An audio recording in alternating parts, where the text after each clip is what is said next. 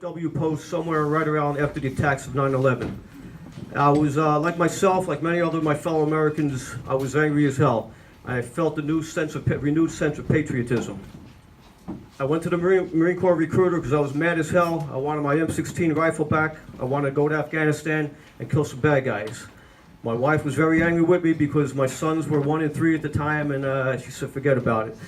Besides that, I missed the age cutoff by a couple years, so I'm really showing my age up here now. So I did the next best thing. I started coming here and hanging out with veterans. But the one thing that bothered me most about this VFW post was it was the only one that I know of that has no piece of military hardware out front. All the other ones had something. They had a tank, an artillery piece, an anti-aircraft gun, and we had nothing. In 2013, I became commander over here. One of the first things I did was contact the Army's TACOM division. All right, so what TACOM is, they're the division that distributes all the outdated pieces of weaponry to civic, military organizations, municipalities. So I did the paperwork, and it was quite a process. It was about 10 pages long. Lo and behold, 3 years later, I got a phone call from TACOM, and they mentioned about an artillery piece, a howitzer, that was in a VFW post up in Bergen County. About 4 months later, TACOM calls me back, and they said, are you still interested in that howitzer? I said, I've always been interested in it. Turns out the museum in Virginia couldn't afford to have it transported down there, so it was ours. And they put me in touch with Bill Houston, the commander of the VFW post in Woodcliff Lake. And talking to Bill, he told me about the historical significance of this gun. This gun landed in D-Day. It supported many battles across Europe, most notably the Battle of the Bulge, and it ended the war in Germany. I was thrilled to have the opportunity to get this gun. I wanted it more than anything. Problem was, I had no idea how the hell I was going to get it down here. Our finances were shot because the flood cost us over $20,000 that our insurance company didn't pay for. So I put a call in to the one guy that's always been there for us. That's Roseland Mayor John Duthie. I asked the mayor if he knew anyone that could help us get it down here. I told him about the historical significance of it, how great it would be to have that piece here in Roseland. He put me in touch with Tom O'Byrne. Tom O'Byrne owns a construction company here in town. He had the means, the equipment, and the know-how to get it done. Tom was gracious enough to donate the use of one of his trucks, lowboy trailer, a couple of his employees. He got Joe Franzaclia from City Erector's Crane to donate the use of a crane to lift it, and he wasn't done there. He managed to get a state police escort all the way down from Bergen County to here. And he got Roseland and Fairfield Police to stop all the traffic at the local intersections. He got it down here the day of the Roseland picnic, and it was a big hit. When that was done, he took it back here for us to restore. Around that same time, Killian McKnight, a Life Scout from Boy Scout Troop 6 in Caldwell, was looking for an Eagle Scout project to do. I told Killian about the big gun, and I said we needed the display site outside worked on. We needed all the dirt and the grass removed. We needed a thick concrete pad poured to support the weight of the gun, and we wanted decorative stone and railing placed all around there. It was a bigger project than most Eagle Scout projects, but what I admired most about Killian was he didn't say to me, you know, Mr. Veltri, let me think about it, I'll get back to you. Right then and there, he says, I want to do it. And boy, did he do it. I was very impressed with it. He couldn't have done it without the help of Don and Gino Cicciolione from Sterling Environmental. Sterling Environmental is an oil tank removal business.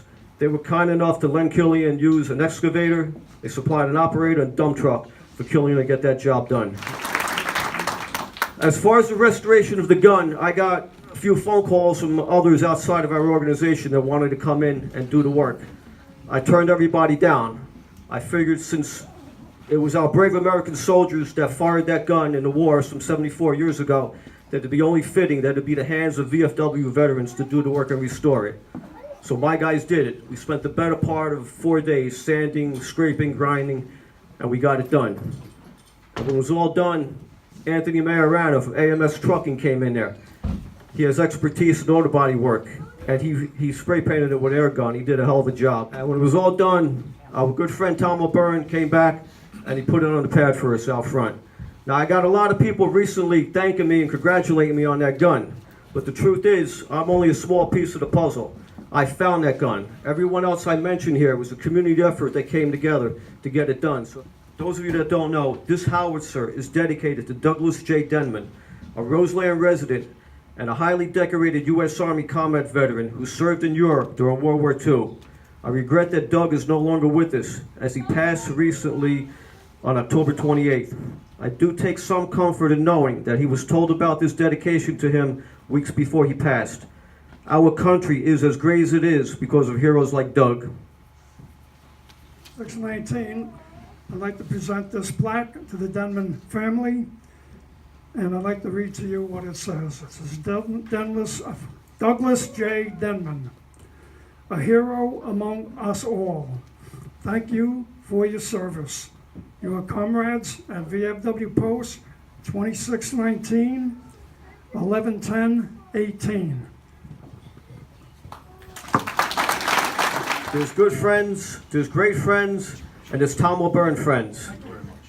Simply put, none of this happens without Tom O'Byrne getting involved. He's gone above and beyond to make this happen, and we're deeply appreciated, Tom. Always in debt for you for this. Thank you very much. Ralph first reached out to me about moving the howitzer. The first thing I had to do was write a letter to the United States Army and convince them that we could do it. And I probably spent about 2 hours on the letter, because I figure if they don't believe me, they're going to give this to somebody else. Then when it came time for the move, the mechanics of it were one thing, but I said, we're going to drive down Interstate 80 with a rifle, a very big rifle, on the back of one of our trucks, and a lot of people are going to look funny. So we contacted the Total Barracks of the State Police, and they sent an escort. Fairfield sent an escort. Roseland, Caldwell. And I gotta say, I'm a history buff, but it was a day I'll never forget. It was absolutely incredible to see motorists honking their horns and people waving and saluting on the side of the road. And I'm just so honored to be part of it, and I thank you very much. Thank you, Ralph.